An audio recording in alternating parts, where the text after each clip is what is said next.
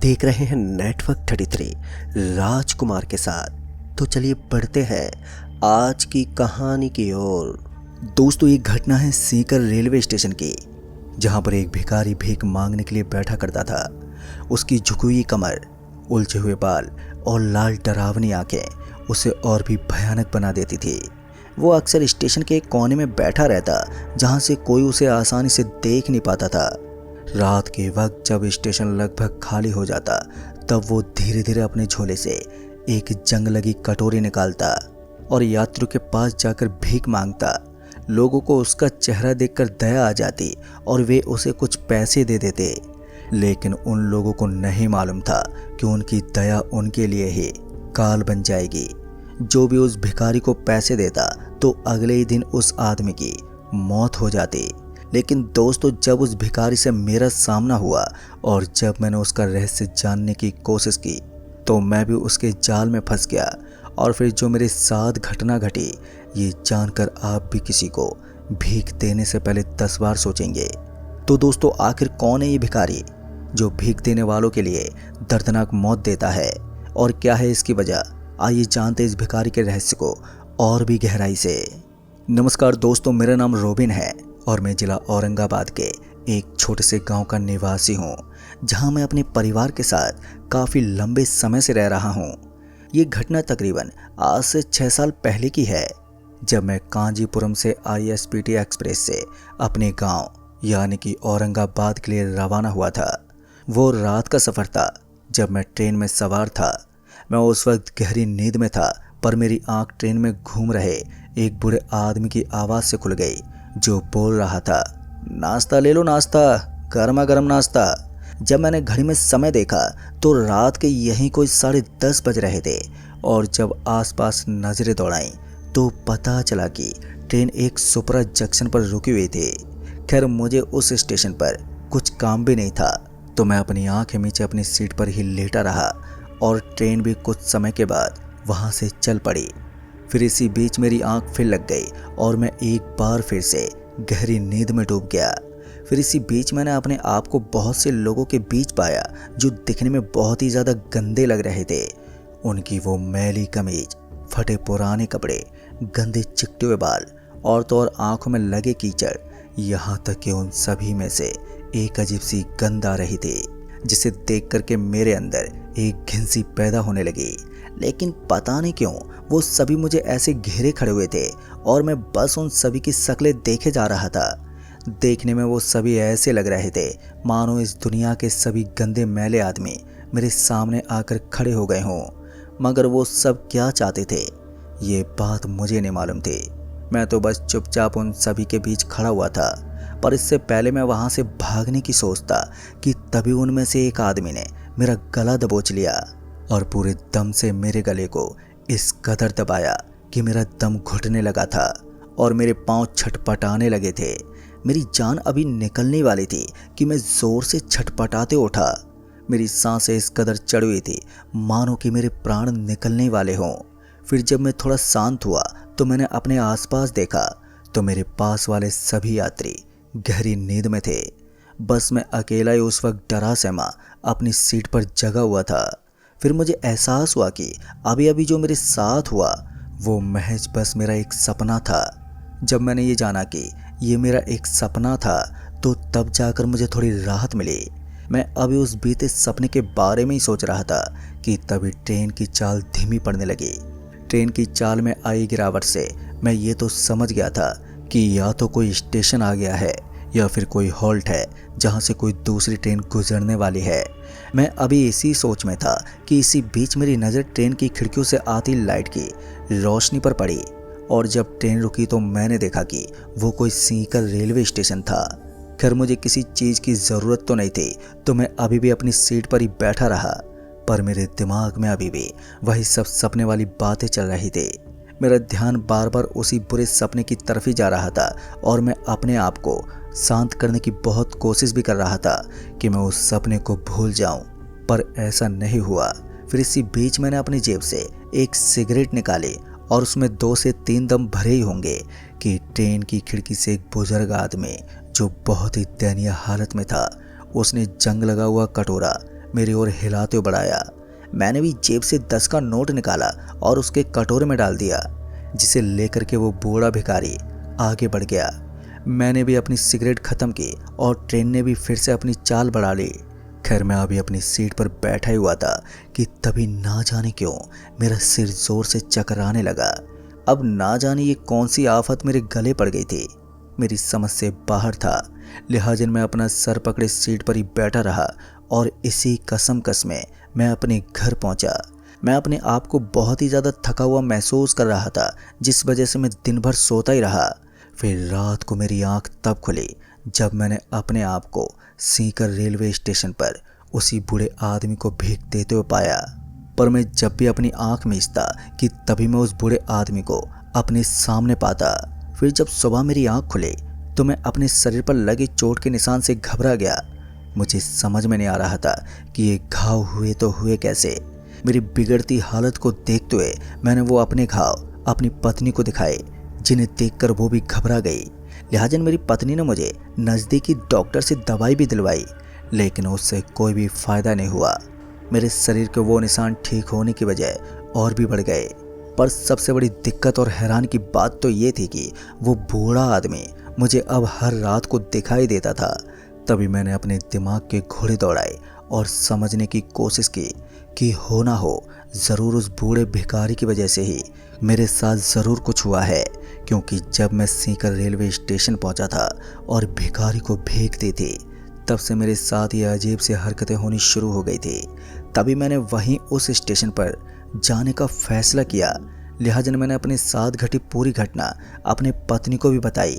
मेरी बात पर पहले तो मेरी पत्नी को विश्वास ही नहीं हो रहा था, लेकिन जब हम उस सीकर रेलवे स्टेशन पहुंचे तो पहले तो हमने उस भिखारी को उस स्टेशन पर चारों तरफ देखा और साथ ही कुछ लोगों से पूछताछ भी की, मगर हमें वो भिखारी उस समय कहीं भी नहीं मिला। अब ये हमारे लिए एक मुसीबत खड़ी हो गई थी। लेकिन तभी मेरी नज़र वहीं के एक बुजुर्ग कूली पर पड़ी। अपना माथा पोंछते हुए धीरे धीरे हमारी तरफ बढ़ रहा था। ना जाने क्यों मुझे उस कूली को देखकर ऐसा लग रहा था कि ज़रूर ये कुछ ना कुछ तो जानता होगा। तो मेरे भी कदम उस बुजुर्ग कूली की ओर चल दिए। पर जैसे मैं उस आदमी के पास पहुंचा तो पहले तो मैंने उन्हें राम राम की और फिर जाकर उस भिखारी वाली बात को पूछा। पर जैसे ही मैंने भिखारी का नाम लिया, ना जाने क्यों वो बूढ़ा कूली मेरा मुंह ताकने लगा और धीरे से पूछा, कहाँ से आए हो आप और भिखारी के बारे में क्यों पूछ रहे हो? तभी मेरी पत्नी जो मेरे बगल में खड़ी थी वो हाथ जोड़ते हुए मिन्नतें करने लगी। इससे पहले वो बूढ़ा कूली मेरे से कुछ कहता कि मैंने उस कूली को अपने साथ घटी वो सारी बातें बताई जो मेरे साथ इस स्टेशन से लेकर घर तक हुई थी। और साथ ही मैंने अपने उन घाव को भी दिखा दिया जो अब और भी बड़े हो गए थे। मेरे शरीर पर घाव देखते ही वो कूली एकदम से घबरा गया और मुझे जल्दी से वहीं के एक कोने में यानी कि एकांत जगह पर ले गया। और कुछ देर सोचने के बाद उसने जो बताया वो रहस्य बहुत ही डरावना और भयावह था। दरअसल उस कूली ने बताया कि वो भिखारी एक तांत्रिक है जो भीख देने वाले लोगों को बहुत ही दर्दनाक मौत देता है। इसके पीछे की वजह है उन सारी सिद्धियों को प्राप्त करना जिनकी मदद से वो जब चाहे किसी को भी कुछ भी कर सकता है। लेकिन अभी ऐसा नहीं है कि वो सभी के लिए नुकसान पहुंचाए। कहते हैं कि उसका पहला शिकार एक युवा लड़का था जिसने रात को स्टेशन पर भिखारी को 1 रुपया दिया था। फिर अगले ही दिन उसके शरीर पर गहरे कट के निशान उभरने लगे, जैसे किसी ने चाकू से काटा हो। डॉक्टर से लेकर तांत्रिकों तक कोई भी इसका इलाज नहीं ढूंढ पाया। अंततः कुछ ही दिनों में उसकी दर्दनाक मौत हो गई। फिर दूसरा शिकार एक महिला थी जिसने भिखारी को कुछ खाना दिया था। फिर अगले ही दिन से उसके घर में अजीब सी आवाज़ें आने लगी, जैसे कोई उसके घर में घुस रहा हो। फिर कुछ ही दिनों में उसकी मानसिक स्थिति बिगड़ने लगी और वो पागल हो गई। धीरे धीरे लोगों को एहसास होने लगा कि उस भिखारी को कुछ देना उनके लिए बहुत ही खतरनाक हो सकता है। लेकिन डर के बावजूद कुछ लोग उसकी मदद करते रहे और हर बार उनकी ज़िंदगी एक बुरे सपने में बदल जाती। फिर एक रात मेरे दोस्त ने तय किया कि वो उस भिखारी का रहस्य जानकर ही रहेगा, क्योंकि उस भिखारी के आतंक से बहुत से लोगों की जानें चली गई थी। तभी उसने मुझे अपने साथ चलने के लिए बोला, तो मैंने मना कर दिया क्योंकि मुझे उस भिखारी से डर लगता था कि कहीं वो मुझे और मेरे साथी को कुछ कर ना दे। पर मेरा साथी नहीं माना और वो उस भिखारी का पीछा करता हुआ उसके पीछे पीछे चला गया। मेरा भी दिल नहीं माना तो मैं भी उसके पीछे चल दिया। पर यह बात मेरे दोस्त को नहीं मालूम थी कि मैं भी उसके पीछे हूँ। छिपते छुपाते मैं भी वहीं पहुँच गया। तभी मैंने देखा कि मेरा दोस्त चुपके से वो सब देख रहा था जो मुझे दिख रहा था। मैं दूर झाड़ियों में छिपा हुआ था ताकि किसी को कोई भी भनक तक ना हो। फिर हमने देखा कि भिखारी स्टेशन के पास एक पुराने खंडर में जाता है। अंदर पहुंचकर उसने देखा कि भिखारी की कटोरी में जो भी पैसे या चीज़ें डाली जाती थी वे एक अजीबोगरीब डरावनी मूर्ति के आगे रख दी जाती थी। मूर्ति का चेहरा बहुत ही विकृत था और उसकी आंखें मानो आग उगल रही हों। भिखारी ने उस मूर्ति के आगे सिर झुकाया और एक अजीब मंत्र पढ़ने लगा। तभी मूर्ति की आंखों से खून की बूंदें टपकने लगी और वहां पर घोर अंधेरा छा गया। मेरे दोस्त ने डर के मारे भागने की कोशिश की, लेकिन उसके पैरों में जंजीरें सी बंध गई और देखते देखते मेरे दोस्त की रहस्यमय तरीके से मौत हो गई।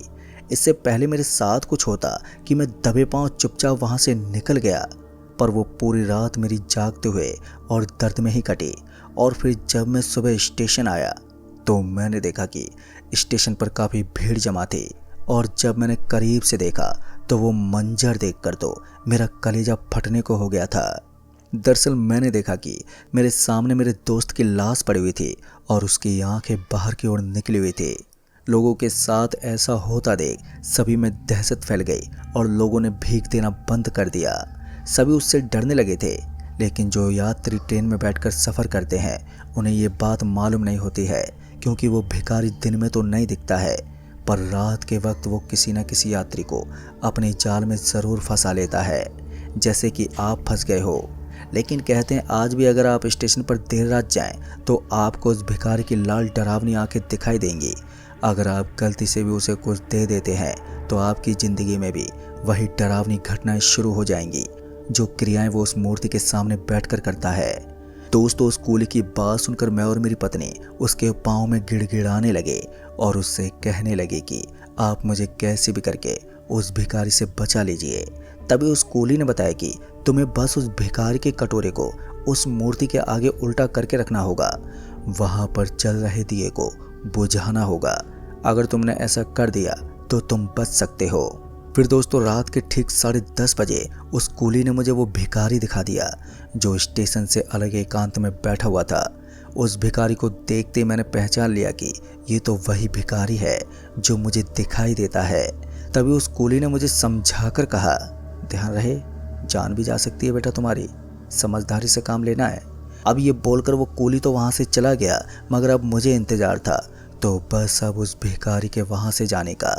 फिर कुछ देर के बाद पहले तो उस भिखारी ने अपना जंग लगा हुआ कटोरा उठाया और आती हुई एक ट्रेन की ओर चल दिया। पर हैरानी वाली बात यह थी कि बस 1 से 2 लोगों ने ही उस भिखारी को बाहर से भीख डाली थी। पर वो भिखारी जैसे भीख लेकर जाने लगा तो मैं अपनी पत्नी के साथ उस भिखारी का पीछा करने लगे। कुछ देर के बाद वो भिखारी वहीं पहुंच गया जैसा कि उस कूली ने बताया था। हम वहीं दूर एक झाड़ी से छिपकर सब कुछ देख रहे थे। सामने एक मूर्ति भी थी जिसके आगे एक दिया जल रहा था। तभी उस भिखारी ने वो कटोरा उस मूर्ति के आगे रख दिया। फिर उसके बाद वो भिखारी हाथ जोड़कर कुछ करने लगा, पर क्या ये तो हमें नहीं मालूम। लेकिन मेरी हालत तो तब खराब हो गई जब उस मूर्ति की आंखों से खून गिरने लगा। लेकिन हमारे पास ज़्यादा वक्त नहीं था और बस यही एक मौका था वो कटोरा पलटकर रखने का और दिया बुझाने का। मैं और मेरी पत्नी हम दोनों दबे पांव धीरे धीरे आगे बढ़े और आहिस्ते से उस कटोरे को उठाकर मेरी पत्नी ने वो कटोरा उल्टा रख दिया और तभी एक फूंक मारकर वो दिया भी बुझा दिया। पर जैसे हमने अपने काम को अंजाम दिया कि वहाँ पर भयानक चीखें गूंजने लगी और वो भिखारी बुरी तरह से छटपटाने लगा। मैंने अपनी पत्नी को जल्दी से वहाँ से भागने को बोला और हम सही सलामत वहाँ से भाग भी निकले। पर दोस्तों, वो भिखारी मरा या जिंदा बच गया ये तो मुझे नहीं मालूम। लेकिन घर पहुंचकर जब मैंने अपने शरीर को देखा तो अब वो घाव गायब हो चुके थे। पर उस दिन के बाद से मैं कभी भी किसी को भी भीख नहीं देता हूँ। और सबसे बड़ी बात ये थी कि मेरी पत्नी अगर नहीं होती तो शायद दोस्तों आज मैं जिंदा नहीं होता। तो दोस्तों इस कहानी में बस इतना ही। कहानी आपको पसंद आई हो तो वीडियो को लाइक शेयर कमेंट ज़रूर कर दें। तो मैं जल्दी मिलूँगा ऐसी एक और बहुत ही डरावनी कहानी के साथ। तब तक के लिए बने रहिए आरके के साथ।